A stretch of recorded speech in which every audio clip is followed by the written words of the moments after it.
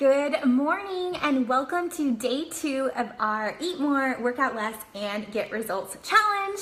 We are so excited to talk to you today. Let me just go ahead and talk about the elephant in the room. My cheek. I just got back from the dentist's office because I have a cavity. Ugh. Had to get it filled, so I still have a little bit of that Novocaine. So if you just notice that one of my mouth doesn't really move, it's because I just came back from the dentist. So thank you for just bearing with me for that. I promise I'll do my best. Hopefully it'll get unnumbed. Okay, so few housekeeping items. If you didn't check out our video from yesterday, we talked about how to make your body a fat burning machine. We talked about when is the best time to work out. We talked about what workouts are the best to do to really get your body into that fat burning mode, as well as how long you should be working out, and also why this scale should probably just be thrown out altogether because it's not the best indicator of our progress. So if you missed that video from yesterday, feel free. There's a pinned post at the top of this group that you can click on the link and go back and check that out. Don't forget, if you are registered and you participate in our challenge action items every single day, your name will be put into a raffle to win our Meal Prep Made Simple guide that comes with a 5-day meal plan plus recipes and grocery lists, as well as our favorite 3-day refresh, which is a plant-based cleanse. So don't forget to participate. We love seeing all of y'all telling us your action items yesterday. So today we're going to get started on nutrition and the rule of 7. First of all, good morning, Stephanie. Good morning, Carly. Good morning. I see you. Good morning, Ashley. I see you. So we are talking about, and if you hear a baby crying in the background, that's just Nolan. Don't be concerned. It's nap time. So we got like limp face and baby crying. Hot Mess Express is the name of our game. So if you ever feel like you're a disaster, just know we're 10 steps ahead in that game. Always. Always. It's terrible. And as you see back in this corner, that's a balloon that I got over 2 months ago that still hasn't died, and I just leave it in my house. Why not? I just leave it, you know, whatever. So today we're talking about nutrition and the rule of 7. So number 1, let's dive right in. You have probably heard, okay, I know I need to worry about my eating, but a lot of times when you want to make a change, the first thing you do is think, okay, I'm going to kill myself working out. I'm going to start getting active and I'm going to exercise until I'm just like dying, or I'm going to run a marathon. I'm going to run a half marathon. Yes. I don't know how many clients I've had be like, I need to lose weight. I'm going to do some marathon training. What? I know. Don't do that unless you have a passion for running or like a body made for running. Yes. We do not. You will never catch us running a half marathon. The furthest I will run is 5 miles. 10K. Not even that far. That's 5 miles. Okay. It's 6. Okay, I don't know. I will only run 5/6 miles. And if there's alcohol at the end. I'm just going to say that. And donuts. I'll eat that too. But here's the deal. A lot of times people jump into, I'm going to do a race, or I'm going to do training, I'm going to do endurance training because that's going to get me the body that I want. And I'm here to tell you that is not true. So unless it's on your bucket list, you don't need to do that. We talked about what kind of workouts you need to do yesterday. So again, visit that video. But just know, more in the workout department will not fix bad nutrition. Yeah. You cannot outrun your fork, and that is like the truth. There's just no out exercising it. Unless you are a 16-year-old kid in cross country that's a boy, you cannot outrun your fork. You cannot, no matter what you do. So we're going to tell you how to deal with nutrition, what to do, because you also can't live a life where you're eating nothing. So if you ever have people tell you, oh, you need to do the high fat, low carb, or the no carb, or the high protein, or the keto, or the whatever, like stop the nonsense. You cannot do that long term. You don't need to give up anything. You can still have all the stuff that you really, really enjoy. You should never cut out carbs or dairy or whatever unless you medically need to. Good morning, Ann. Which that's very rare. It's very rare that needs to be you. And if that is, we can help you with that on a one-on-one level. But just know you can have the results you want without giving up the things that you love. So we're going to teach you how to do that. But know that nutrition is everything when it comes to your results. And figuring out how you can have a balanced nutrition plan long term so that you don't feel like you're going through that roller coaster. We always deal with, okay, you feel really good, you like we're on this diet for a period of time, and then oh, I feel so good, and then oh, I'm off the diet, so now I feel gross again, and oh, I'm back on the diet, so now I feel good. You can't do that long term. It's hard on your metabolism, it's hard on your mental game, and it's hard on your body. You can't just feel good one day out of the month. Like that doesn't work. You have to figure out something that allows you to live your lifestyle, go to birthday parties, go to weddings, enjoy your weekends, and not feel like you're binge eating, which I think all of us have a level of binge eating in our system. Like, and I've been there. I still, I have my days. Let's be clear. I'm not perfect. We're not perfect, but we have definitely figured out how to maintain your results long term and keep your mind and body happy at the same time, which is tricky business. We also had a question yesterday regarding when do I work out or when do I eat after my workout? Yes. So there is definitely some truth to doing the right thing after that. So here's the deal. I'm going to tell you 2 secrets. Number 1, your window is 45 minutes after a workout that you want to get fuel back in your body. Now, we talked yesterday about fasted cardio. So generally speaking, that's probably going to be the first meal of your day. And you want it to be a mix of protein and carbs. So you want it to be a 2-to-1 ratio, 2 proteins to 1 carb. And you have about 30 minutes that you can eat real food. So think you're going to have some eggs with a piece of whole grain toast. Yeah. So think of that with being your ratio for your protein carbs, and you're eating that within 30 minutes after working out. A lot of us, we work out, we get ready for the day, we jump in the car, and we go to work or errands or whatever. We miss that window. So you miss that window, and then you're like, oh crap, I didn't eat. So you have 45 minutes to get it in, and a lot of people have a lot more success doing it with a shake. However, most proteins are made with junk. We have done tons of research on this. I used to use some junky proteins, and they don't give you the same benefits. They don't really work. It's kind of a waste of money, time, and energy. We will talk about that tomorrow. So we'll talk all things supplements. Should you do them? Should you not do them? Which ones are good? What do you look for? How do you detect the good ones and bad ones? Because we've been there and done that, and I trust me when I say we will help you. So don't get overwhelmed by that, but just know you have 30 minutes to eat real food, 45 minutes to get in that protein and carbs. So if you are somebody who's super busy, shakes are your best option to make sure you get that quality to your bloodstream and fixing and healing those muscles right away. Second thing I'm going to tell you, secret I'm going to tell you, y'all have touched on this before. Can you touch on, having more than 1 shake on a day? We will talk about that tomorrow too when we talk supplements. Thank you, Carly. That is a super good question and very necessary. So the other secret is, if you are somebody who we're going to talk about this later in the talk. It's called the Rule of 7, so get excited. It's going to change your life. But if you are somebody who wants to have a little treat, a little ice cream, a little something, the best time to have junk is after a workout. I know. Is that not so weird? It's super weird, I know. But the way your body is processing your workout allows you to metabolize sugar super quick.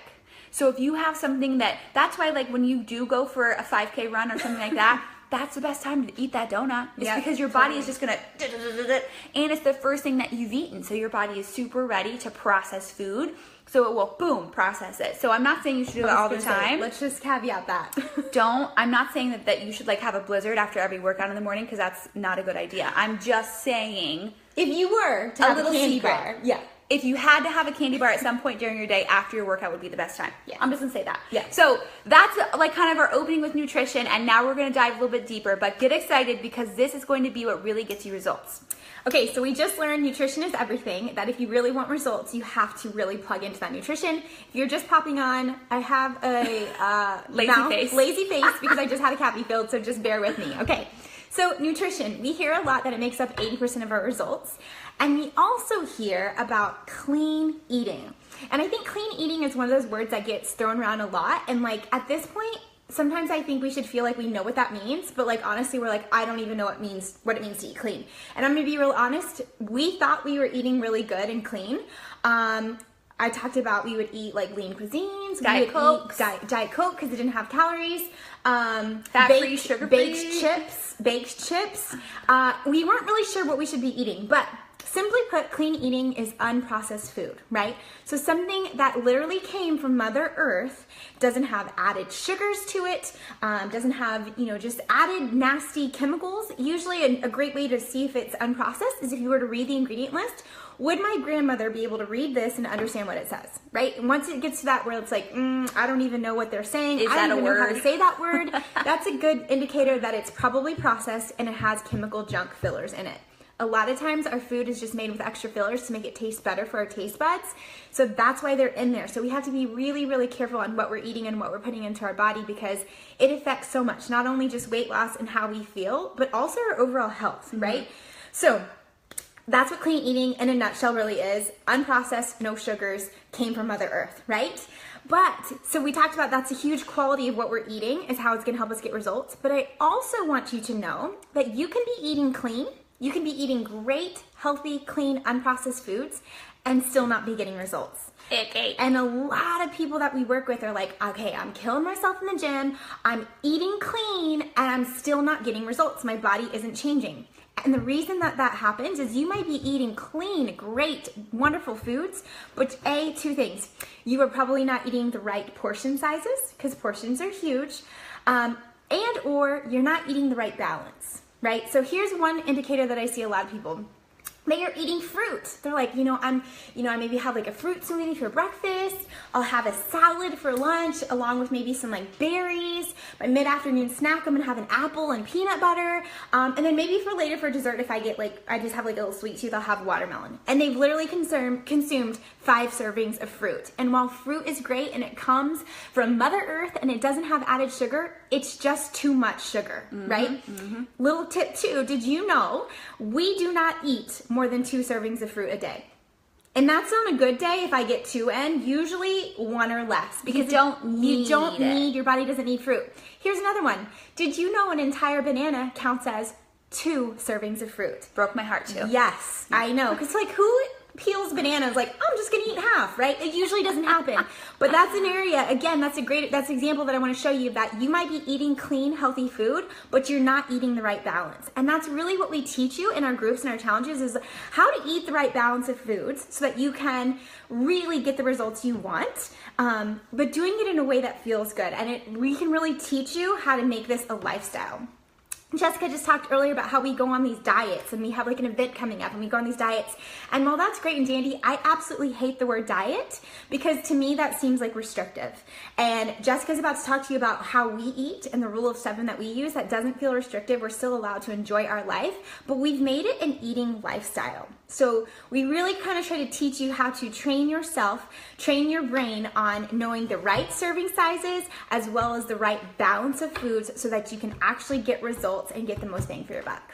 And don't worry, Tiffany, if you've been having your banana before your workouts, it's okay. Totally okay. Totally okay. But you should be so excited, because one little tweak can really take you to the next level. Yeah, absolutely. So get excited. This is good stuff. That means that you are here for the right reasons and you're learning something. Okay, we're about to blow your mind on what we call the rule of 7, of how we are able to have our cake and eat it too. I'm telling you, all this cavity is blame it on the lazy Okay, face. pass it over to Jessica. Okay, so the rule of 7. What does this mean? What are we even talking about? This is something we've been developing over the last couple of months, because we've been like, okay, how do we figure this out where I don't want to count all day long and I don't want to worry about whatever. So the beauty of eating clean, like she just talked about, and figuring out your balance and your portions, if you take out the added sugars and the processed food and the junk, which will teach you how to do that. Once you take that stuff out, because I know there's a lot of gray areas on what counts and what doesn't, don't worry, we'll help you. But once you get to that balanced, clean place, then your body tells you what it needs. You don't crave junk when you don't have junk in. So true. But sugar craves sugar. So if you start the day by eating, a whole frappuccino, which is pretty common, you're gonna immediately crave more junk, more carbs, more, I just can't get enough in, I'm hungry all day long. It's because your body isn't satisfied with what you're giving it, and it doesn't know how to process junk. So instead of processing it like good nutrients, it doesn't process it, and it says, I'm still hungry, keep feeding me. And so you never really get to that place of feeling satisfied. But when you cut all that junk out, your body tells you what it needs. It'll tell you, it'll tell you, I need more fat, or I need more of this, or I need more of this. You'll crave what you need to crave. It takes time, so don't think it's like gonna be like, tomorrow I'm gonna be like, my body's a machine. It will take time, but just know you won't have to stress about what to eat, when to eat, how much to eat, because your body will take care of it. Absolutely. However, it is absolute crazy talk to go through life and think that you can never have a margarita or a slice of cake at a birthday party or a piece of pizza. Like, that's silly. We all live in a world where we want to also still feel like we're enjoying life. We have to have a good relationship with food and know that food is fuel and that's what it's meant for. Food is not our emotional happiness, and food is not how we like treat ourselves. Like how often have you been like, oh my God, I just lost 10 pounds. I'm going to celebrate with cake. Like, what is that? I used to be that way. Yeah. And it's still hard for me to not do that. But we do not reward ourselves with food. Don't think of food as a reward, because then it becomes a trigger and then it becomes an emotional battle, which we'll talk about that later in the week. But just know, food is fuel. Most of the time. Most of the time. Sometimes it's fun. Doesn't mean that, yeah, you have to be able to feel like you can go out to eat with your girlfriends, or go to a wedding and not stress and feel like you're going to blow your whole situation. But you also have to be smart about it. You have to pick the things that you're willing to sacrifice, and you have to pick the things that, you know what, I love to have dark chocolate. I love to have pizza on Fridays. Also her. Also me. I love to have champagne. Thank you. I love to have my glasses of wine and not feel guilty, or my skinny margaritas. I love those, and I don't want to cut those out. So I'm willing to not have cake if I can have my wine. You know what I mean? So we're going to teach you how to do that. Now, the rule of 7 is like this. On a typical day, we want you eating approximately 5 meals a day. And when I say meals, I mean snacks, breakfast, lunch, dinner, any servings of food that you're having. So not just like 5 big giant meals, but if you're eating 3 meals, 2 to 3 snacks a day-ish, that's about where you're at, which gives us 35 meals a week. We're doing math here. Are you following? 5 meals a day. I'm sweating. 7 days a week. Sweating. Equals 35. You didn't know you were getting a math lesson. So if we are eating clean 80% of that time, then that gives us 28 nutritious, clean, valuable, fueled meals. And it gives us 7 that are just fun. Now, when I say 7, I don't mean 7 meals. I mean 7 servings. Yes. So the rule of 7 is throughout a 7-day window. You can start your window whenever you want, Wednesday to Wednesday, Sunday to Sunday, whatever melts your butter. But you're going from those 7-day periods, you have 7 servings to do whatever you want with, whether that serving is a glass of wine, whether that serving is a slice of cake, a slice of pizza. It's a serving of something that would not fall into the category of clean eating, unprocessed, good for you. You don't need it, could live without it food. So that's what we want you to think about. Now you get to choose those 7 however you want. Maybe you have an event on the weekend. So all week long, you're saving up those 7 because you know on Saturday night you're going to a wedding and you're going to have 4 out of 7 because you're going to have 2 glasses of wine, a piece of cake, and a piece of bread. Yeah. You love those rolls, gotta have them. With butter. And boom. So that's 4 out of your 7 gone, but you enjoy yourself. Now here's the other thing we found. The more you spread out your 7, the better that you feel. Yeah. Because when you try to take in that 4, 5, 6, 7 at a time, you feel gross because you just have all this junk coming into your system that not normally coming into your system. You feel lethargic, you feel tired, you wake up the next day and you feel like you have a food hangover, or maybe an alcohol hangover, it could go either way. But your body just feels like crap, and so it's immediately gonna crave more crap to try to fix the problem. And that's what snowballs into, you eat more crap, you eat more crap, you eat more crap. Let's start again Monday. Famous last words, it's terrible. So, but if you spread out that rule of 7, then your body just bounces back. So perfect example, last night, I knew I had a dinner that I was going to on Monday night. It was a wine dinner, it was like a girls thing. And so I knew I was going to it, so I made sure that I ate super clean all day long. Like I had a big healthy salad, got in all my greens. We'll teach you about how many you need. Don't worry about that. But I also knew that when I got to dinner, I had to order smart. So I didn't have bread that was at the table. I had a shrimp cocktail with avocado for dinner because I knew it was gonna be clean, not soaked in butter or junk or crap. And then I was able to enjoy my champagne guilt-free. And then I still felt so awesome when I left the dinner. I didn't feel bloated or disgusting. I went to the dinner for conversation and girl time. I didn't go to the dinner to stuff my face and feel like poop. But sometimes that just happens because you're unintentionally doing it. You go into an event or a day or whatever and you don't mean to. By the end of the day, you know, think about if your moms for sure were the worst. Think about how much junk or how many of your 7 you eat without consciously meaning to. Right. Chicken nuggets that your kids didn't eat. Goldfish. French fries. Oh my gosh, goldfish are the worst. I could take down a whole box. Animal crackers. Yes. I know. Think of all those things that you're taking down by the end of the day that you didn't even want. So A, emotionally, you were not satisfied. B, physically, you're craving more crap because you were eating crap. And C, you're no better off than when you started. So we're trying to really open up and be intentional with what we're eating, but there's no reason on this earth that you should give up the things that you love. You just shouldn't, because that's not realistic. You cannot maintain that for a lifestyle. So if you hear these buzzwords that are happening, this keto and this and all these crazy things, yes, it may work for a short period of time, but that is going to come back to you tenfold and make you feel even worse. And when you cut out food groups, your metabolism doesn't know what to do when you introduce them back in. Right. So if you go for a month with no carbs and then you try to introduce them back in, you're going to be very upset with the results. And we see this a lot. So Yes. we see it a lot with our people that they went and they had great results, lost 30 pounds doing this new fad diet, and then they come back to us because they've gained 50. So that's what we really are trying to teach you here, the correct balance and how we eat. So this rule of 7, again, math for you, but maybe you don't eat 5 meals right now. Maybe you only eat 3, so over the course of 7 days, or you're having 21 full meals. So you need to kind of backtrack and say, okay, 21 meals, what's my 20%? That gives me a little wiggle room. Okay, does that make sense? Hopefully. So I know we've talked a lot today about nutrition, but if there's one thing we want to tell you is that nutrition really is everything. If you want to get results from the inside out, it starts with nutrition. Always, hands down.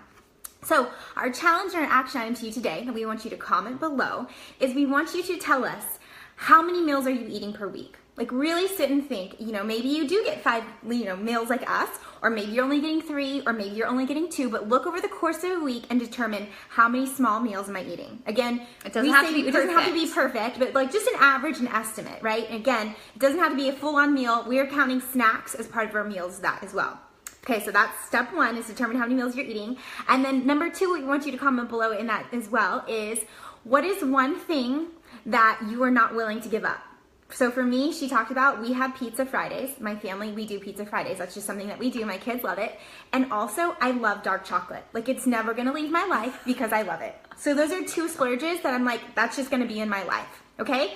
Then we also want you to tell us, what's one thing you'd be willing to give up? For me, bread isn't really that big of a deal. Like, I love a good baguette, but like, I don't need like sandwich, right? Like, I don't need like slices of bread. I don't really need toast. Like, that's not something that I like need to have. But Which I will say, I used to be a breadaholic. So if you're hearing that and you're thinking, I could never give up bread, trust me. Once it's not in your system, you don't miss it. Now, and again, the same way, I love bread. She's more of a bread eater than me. But if I have one piece of bread, I will eat the whole loaf. So that's something I know I have no control over. So I push that to the side and I'm willing to sacrifice that unless it's one of my 7, because I know that I have no self-control. So why would I ruin my entire 7 on one day of bread? It's not worth it to me. It's not worth it. French bread. Yeah, I mean, with some good butter. P.S. Eat real butter. We didn't talk about that. Yeah. So again, comments below, action item is, how many meals are you eating per week? What's a couple things that you're not willing to give up that you want in your life? And then what are some things that you're like, probably not worth it. They probably wouldn't make my rule of 7. Okay? So we hope you found that helpful. We are so excited to ask your questions, but don't forget to participate so that you can be put in the raffle to win. Okay? Bye y'all. Have a great day. See you tomorrow.